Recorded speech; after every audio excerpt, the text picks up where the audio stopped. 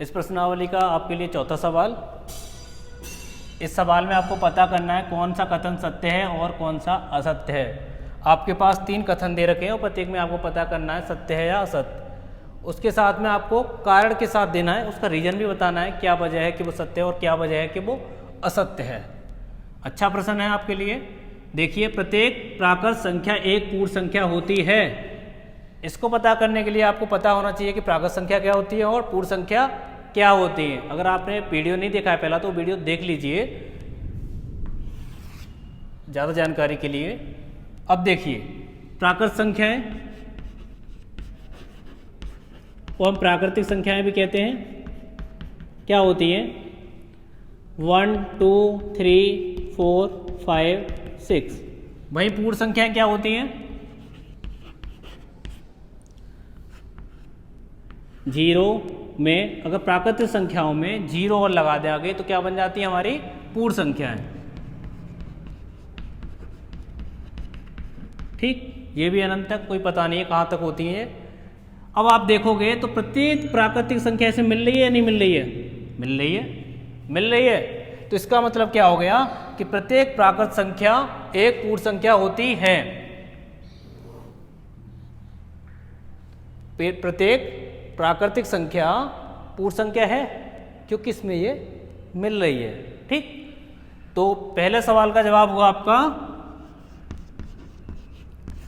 सत्य। क्यों है सत्य? क्योंकि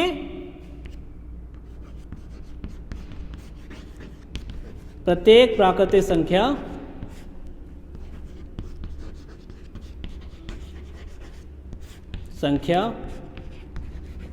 पूर्णांक है। आइए चलते हैं अब दूसरे पर। क्या कह रहा है कि प्रत्येक पूर्णांक एक पूर्ण संख्या होती है। अब आपके पास ये पता होना चाहिए पूर्णांक क्या होता है, तो नई प्रॉब्लम आपके लिए। तो पूर्णांक के विषय में आपको पता होना चाहिए कि ऋणात्मक संख्याएं, ऋणात्मक और पूर्ण संख्याएं क्या कहलाती है हमारे? ऋणात्मक और पूर्ण संख्याएं पूर्णांक कहलाती हैं। ऋणात्मक कौन सी होती हैं? -1 -2 -3 अनंत तक।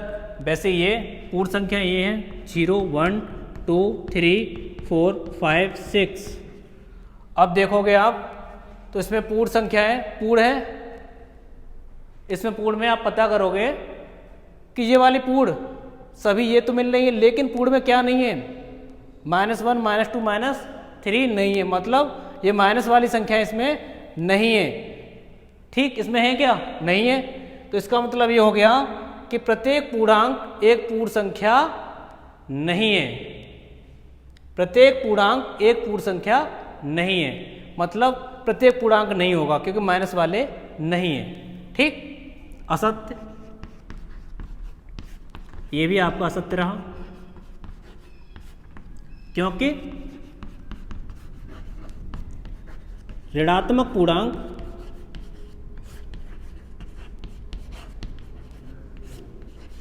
पूर्ण संख्या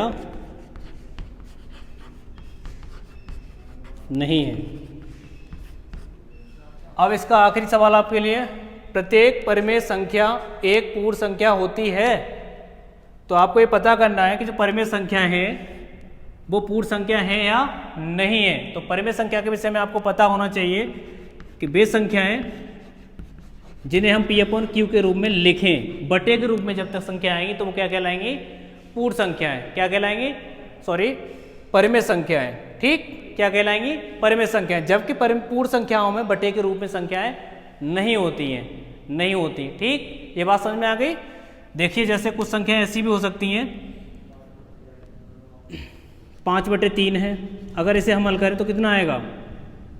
3 एकम 3, 2 बचा, 3 18, 3 फिर 18, ऐसे ही चलता रहेगा। क्या ये संख्या मिल जाएगी? इसमें नहीं मिलेगी, नहीं मिलेगी। इसका मतलब ये क्या है?